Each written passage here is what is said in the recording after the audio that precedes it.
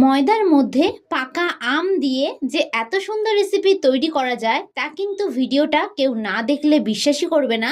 এই রেসিপিটা আপনারা বাচ্চা অথবা বড়দের টিফিনে অনায়াসে তৈরি করে দিতে পারবেন। এটি কিন্তু কোনো প্রকার ঝামেলা ছাড়াই তৈরি হয়ে যায়। তো চলুন দেখে নেওয়া যাক আজকে আমার এই রেসিপিটি। তো ভিডিওটা শুরু থেকে শেষ পর্যন্ত দেখার জন্য আপনাদের কাছে আমার অনুরোধ রইল। এখানে সবার প্রথমে নিয়ে নিয়েছি আমি একটা আম।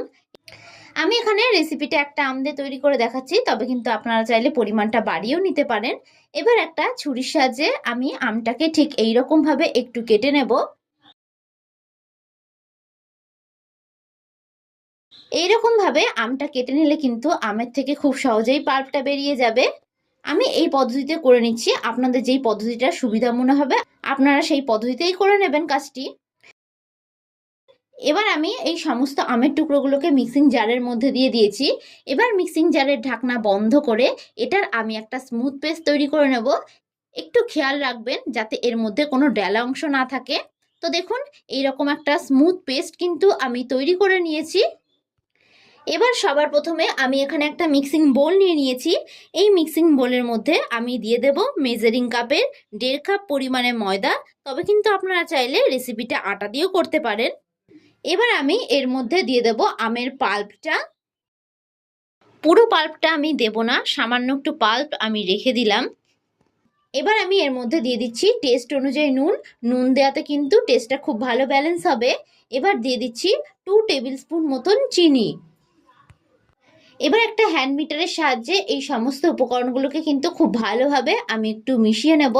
আমি এখানে মেজারিং কাপ মেপে ময়দাটা দিয়েছি, তবে আপনারা কিন্তু চাইলে স্টিলের বাটি অথবা চায়ের কাপ মেপেও দিতে পারেন। এইভাবে কিন্তু খুব ভালোভাবে একটু মিশিয়ে নিচ্ছি।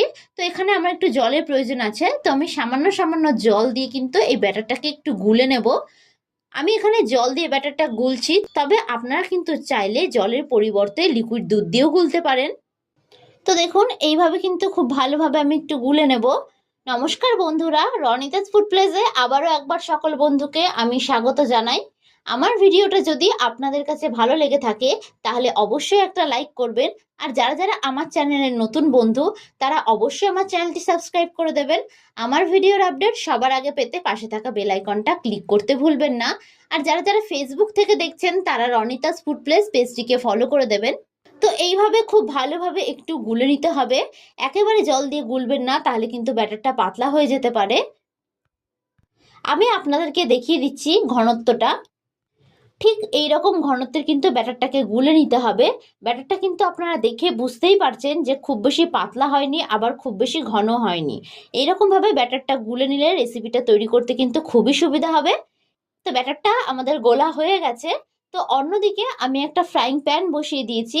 ফ্রাইং প্যানটাকে প্রথমে আমি খুব ভালোভাবে প্রিহিট করে নেব। ফ্রাইং প্যানটা কিন্তু গরম হয়েই গেছে। এবার গ্যাসের ফ্লেমটাকে আমি মিডিয়ামে করে দেব। এবার আমি এর মধ্যে কিছুটা পরিমাণে তেল ব্রাশ করে দেব।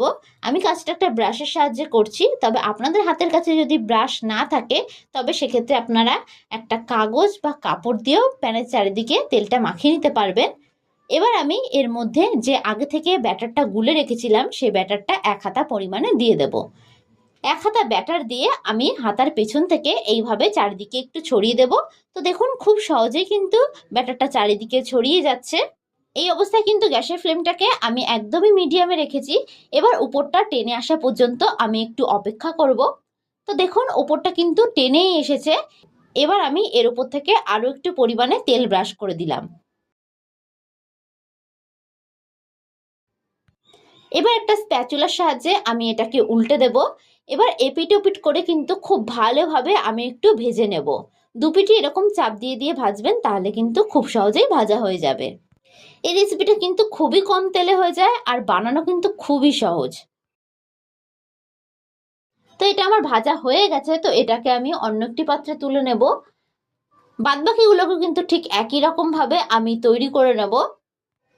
বিশেষ করে কিন্তু বাচ্চারা এই রেসিপিটা খেতে বেশ পছন্দ করে। আর ভিডিওটা কেমন লাগলো অবশ্যই কিন্তু আমাকে কমেন্ট বক্সে জানাতে ভুলবেন না। বাচ্চা অথবা বড়দের টিফিন বানানো নিয়ে কিন্তু আমাদের প্রত্যেকেরই একটা চিন্তা থাকে। তো একবার এই রেসিপিটি এইভাবে তৈরি করে দিলে কিন্তু বারবার আপনার কাছে রিকোয়েস্ট আসবে এই রেসিপিটি তৈরি করার জন্য। তো পাকা আম থাকতে থাকতে এই রেসিপিটি বাড়িতে একবার তৈরি করে ফেলুন। আমার ভিডিওটি যদি আপনাদের কাছে ভালো লেগে থাকে তাহলে অবশ্যই একটি লাইক করবেন। আর যারা যারা আমার চ্যানেলের নতুন বন্ধু তারা অবশ্যই আমার চ্যানেলটি সাবস্ক্রাইব করে দেবেন। আমার ভিডিওর আপডেট সবার আগে পেতে পাশে থাকা বেল আইকনটা ক্লিক করতে ভুলবেন না। আর যারা যারা ফেসবুক থেকে দেখছেন তারা রনিতাস ফুড প্লেস পেজটিকে ফলো করে দেবেন। তো ভিডিওটা শেষ পর্যন্ত দেখার জন্য আপনাদেরকে আমি অসংখ্য ধন্যবাদ জানাই। তো দেখুন খুব সুন্দরভাবে কিন্তু তৈরি হয়ে গেছে আমাদের আজকের এই রেসিপিটি। এটি কিন্তু খুবই সফট ও নরম হয়েছে, মুখে দেওয়া মাত্রই কিন্তু জাস্ট মিলিয়ে যাবে। আপনারা অবশ্যই একবার এই রেসিপিটি বাড়িতে তৈরি করে দেখতে পারেন, খেতে কিন্তু বেশ হয়। তো আজকের মতন আমি বিদায় জানালাম, আবারও হাজির হব আপনাদের সামনে নতুন একটি রেসিপির ভিডিও নিয়ে। তো আশা করি আপনারা সকলে ভালো থাকবেন, সুস্থ থাকবেন। ধন্যবাদ।